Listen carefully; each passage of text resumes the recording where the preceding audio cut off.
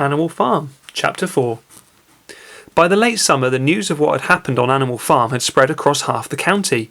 Every day, Snowball and Napoleon sent out flights of pigeons whose instructions were to mingle with the animals on neighbouring farms, tell them the story of the rebellion, and teach them the tune of Beasts of England.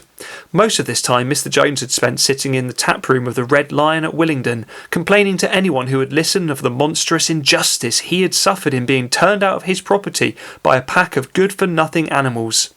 The other farmers sympathised in principle, but they did not at first give him much help. At heart, each of them was secretly wondering whether he could not somehow turn Jones's misfortune to his own advantage. It was lucky that the owners of the two farms which adjoined Animal Farm were on permanently bad terms. One of them, which was named Foxwood, was a large, neglected, old-fashioned farm, much overgrown by woodland and its pastures worn out and its hedges in a disgraceful condition. Its owner, Mr. Pilkington, was an easy-going gentleman farmer who spent most of his time fishing or hunting according to the season. The other farm, which was called Pinchfield, was a smaller and better kept.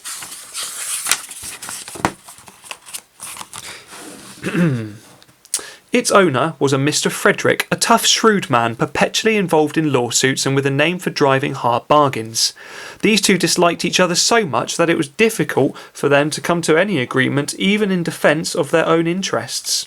Nevertheless, they were both thoroughly frightened by the rebellion on Animal Farm and very anxious to prevent their own animals from learning too much about it. At first they pretended to laugh, to scorn the idea of animals managing a farm for themselves. The whole thing would be over in a fortnight, they said. They put it about that the animals on the Manor Farm, they insisted in calling it Manor Farm, they would not tolerate the name Animal Farm, were perpetually fighting amongst themselves and were also rapidly starving to death.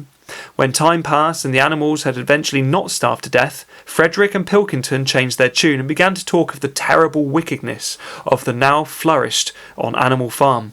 It was given out that the animals there practised cannibalism, tortured one another with red-hot horseshoes, and had their females in common. This was what came of rebelling against the laws of nature, Frederick and Pilkington said. However, these stories were never fully believed. Rumours of a wonderful farm where human beings had been turned out and the animals managed their own affairs continued to circulate in vague and distorted forms, and throughout that year a wave of rebelliousness ran through the countryside. Bulls, which had always been tractable, suddenly turned savage. Sheep broke down hedges and devoured the clover. Cows kicked the pale over. Hunters refused their fences and shot their riders to the other side. Above all, the tune and even the words Beasts of England were known everywhere. It had spread with astonishing speed. The human beings could not contain their rage when they heard this song, though they pretended to think it merely ridiculous. They could not understand, they said, how even animals could bring themselves to sing such contemptible rubbish. Any animal caught singing it was given a flogging on the spot, and yet the song was impressible. The blackbirds whistled it in the hedges, the pigeons cooed it in the elms, and in the din of the smithies, the tune of the church bells. And when the human beings listened to it, they secretly trembled, hearing it a prophecy of their future doom. Early in October, when the corn was cut and stacked and some of it was already threshed, a flight of pigeons came whirling through the air and alighted in the yard of Animal Farm in the wildest excitement. Jones and all his men, with half a dozen others from Foxwood and Pinchfield, had entered the 5-barred gate and were coming up the cart track that led to the farm. They were all carrying sticks, except Jones, who was marching ahead with a gun in his hands. Obviously they were going to attempt a recapture of the farm. This had long been expected, and all preparations had been made. Snowball, who had studied an old book of Julius Caesar's campaigns which he had found in the farmhouse, was in charge of the defensive operations. He gave his orders quickly, and in a couple of minutes every animal was at his post. As the human beings approached the farm buildings, Snowball launched his first attack. All the pigeons, to the number of 35, flew to and fro over the men's heads and dropped their dung on them from mid-air. While the men were dealing with this, the geese, who had been hiding behind the hedge, the hedge, rushed out and pecked viciously at the calves of their legs. However, this was only a light skirmishing manoeuvre intended to create a little disorder, and the men easily drove the geese off with their sticks. Snowball now launched his second line of attack.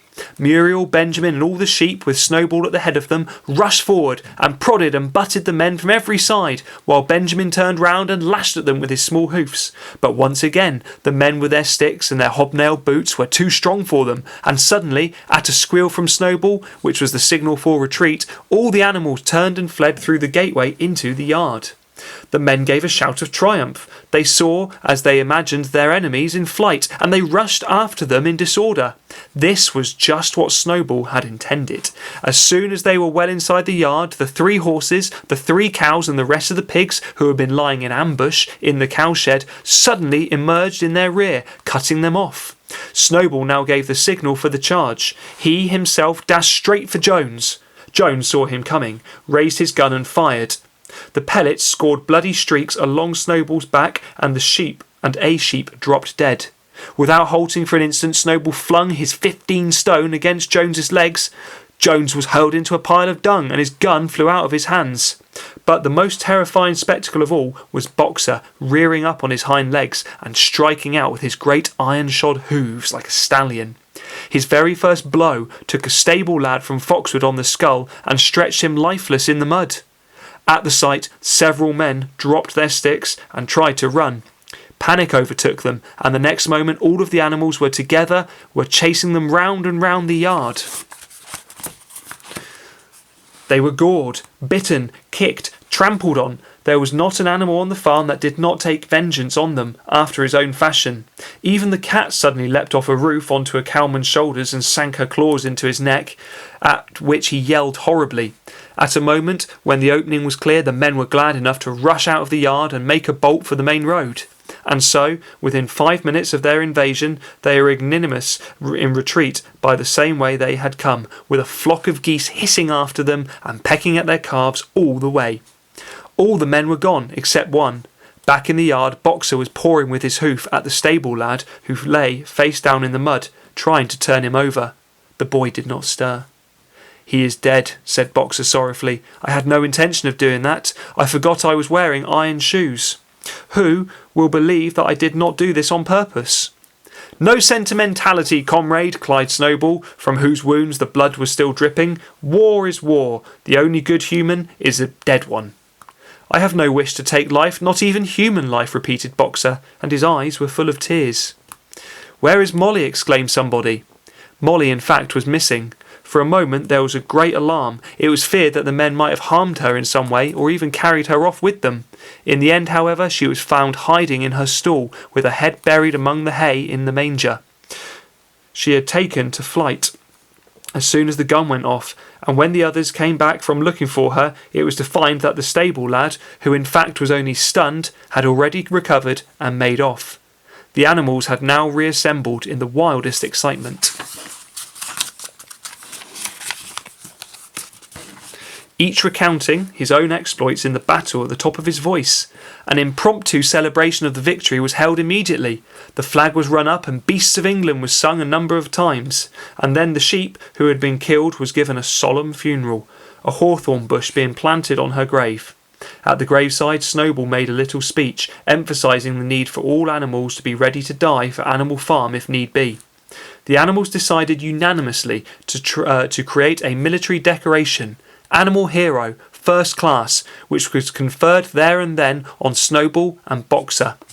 It consisted of a brass medal. They were really some old horse brasses which had been found in the harness room, to be worn on Sundays and holidays. There was also Animal Hero Second Class, which was conferred posthumously on the dead sheep, which means after death, posthumously. There was much discussion as to what the battle should be called. In the end, it was named the Battle of the Cowshed, since that was where the ambush had been sprung. Mr. Jones's gun had been found lying in the mud, and it was known that there was a supply of cartridges in the farmhouse. It was decided to set the gun up at the foot of the flagstaff, like a piece of artillery, and to fire it twice a year. Once on October the 12th, the anniversary of the Battle of the Cowshed, and once on Midsummer Day, the anniversary of the rebellion. And that is the end of that chapter.